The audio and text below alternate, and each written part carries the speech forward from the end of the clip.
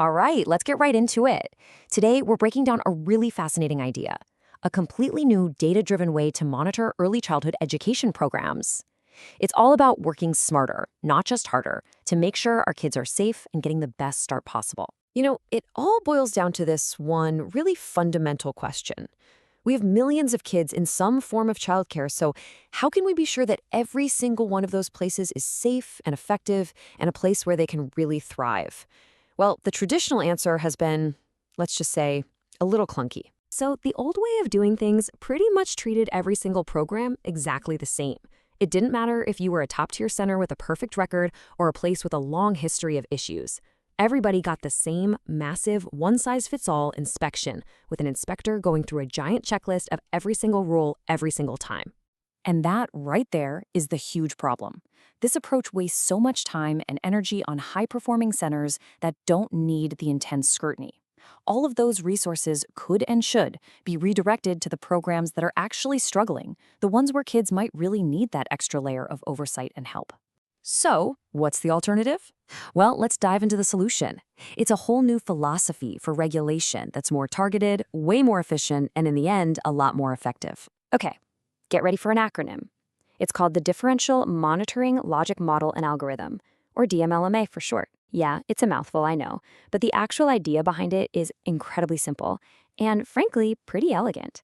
It's a system designed specifically to shift resources away from programs that are consistently doing a great job and focus them like a laser on the programs that need more support. And here's the best part. It's designed to do all of this without costing taxpayers an extra dime. So how in the world does it actually work? Well, the DMLTMA is built on 7 key parts that all work together. A good way to think about it is like a toolkit. Each component is a different tool with a very specific job, and they all combine to give you a really clear picture of a program's quality. Everything starts with the CI, or the compliance instrument. Think of this as the foundation for the whole system. It's the complete master rulebook. It has every single health and safety standard that a program has to follow. But you see, inspecting every center against this entire book every single time, that's the old, inefficient way. Next up, there's PQ, which stands for Program Quality. Now, this goes beyond just the rules. It measures the actual experience for the children. The quality of the interactions between the caregivers and the kids, the overall learning environment. It's less about what the rules are and more about how things feel for the child. Okay, now we start to get a lot smarter with our tools. This one is the RA, or Risk Assessment. Instead of using that entire massive rulebook, the RA is a super focused checklist. It only includes the absolute most critical, non-negotiable items that are directly tied to a child's immediate health and safety. And this next one, the KI, or Key Indicators, this is where the data gets really, really clever. Think of these as the canary in the coal mine rules. It's a short list of standards that have been statistically proven to be powerful predictors of a program's overall quality. In other words, if a center is getting these key things right, they're probably getting almost everything else right too. So you have these shorter, smarter checklists. Now what do you do with them? Well, that's where DM, or differential monitoring, comes into play. You can think of this as the brain of the whole operation. It takes the data from the risk assessment and the key indicators and uses it to make smart decisions, like how often a program needs a visit and what exactly needs to be inspected. But just finding problems isn't enough, right? You have to help people fix them. That's what PD, or professional development, is all about. Instead of just penalizing a program that's struggling, this system triggers specific, targeted training and assistance to help them improve, based on the exact issues that were found. It turns data into actual support. And finally, we get to the most important piece of this entire puzzle, CO, or child outcomes. Because let's be honest, this entire system, all the checklists, all the monitoring, all of it is built for one reason and one reason only: to improve the lives of children. So this final element measures how well kids are actually developing. It's the ultimate proof of whether the whole model is actually working. Now, I know what you might be thinking. This all sounds good in theory, but how do we know it actually works? How can we trust these shorter checklists? Well, that's maybe the most elegant part of this whole thing. The DMLMA isn't just a good idea. It's actually designed to prove its own effectiveness using data. Let me show you how. Okay, before we look at the numbers, let's quickly talk about a term you're going to see: correlation. It's simpler than it sounds. A high correlation, let's say zero point 0.7 or higher, just means two things are very strongly linked.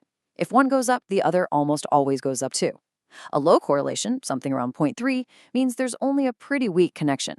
Just keep those numbers in your head. So check out this table. It shows the relationships the system expects to find between all those elements we just talked about. For instance, look at that first row. The model predicts a high correlation between the giant master rulebook, the CI, and that short predictor checklist, the KI. But it predicts a lower correlation between that same rulebook and program quality, or PQ, because, well, they're measuring different things. The model makes these specific testable predictions. Let's make this crystal clear with an example. Remember the CI, that giant master rulebook, and the KI, that short predictive checklist? The whole smarter, not harder idea really hinges on that short list being a reliable snapshot of the big one. So what does the data predict the relationship should be? A correlation of 0.7 or higher, and this is so powerful. A high number here proves that the short key indicator checklist is, in fact, an excellent stand-in for the full inspection. It's the statistical proof that validates the entire approach of using a targeted checklist to save a ton of time without sacrificing meaningful oversight. Okay, so we've got the components and we know how the system validates itself. So how would a state agency actually put all of this into practice? What does it look like on the ground? Well, it follows this pretty logical 8-step plan. Steps 1, 2, and 3 are all about building your foundation, creating that master rulebook, and making sure it and your risk assessment are up to snuff with national standards. Then in steps 4 and 5, you validate your tools against each other to make sure they're aligned. Step 6 is the magic moment. That's when you use your data to generate that predictive key indicator tool. And that leads right into step 7, where those new, smarter tools actually start driving the day-to-day monitoring and support. And finally, step 8 closes the loop, tying everything back to that ultimate goal, linking all this data to prove you're actually getting positive outcomes for kids. So let's bring this all home. Because behind all the acronyms, the data tables, the logic models, the reason this matters is actually incredibly simple and profound. It's about the kids. What this model really represents is a fundamental shift in thinking. We're moving away from a bureaucratic, box-checking exercise, and we're moving toward a responsive, intelligent system that is actively working to improve the health, the safety, and ultimately the healthy development of every single child in care. You know, this quote from the source material really just says it all perfectly.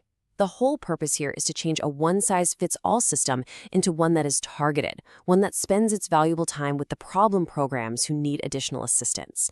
It's about helping those who need it most. And that leaves us with a final question to think about. This whole model of using data to focus your effort and resources where they'll have the most impact, it's not just for childcare. So it makes you wonder, what other complex systems, whether it's in education or healthcare or even public safety, what other areas could be transformed by applying this same smarter, not harder approach?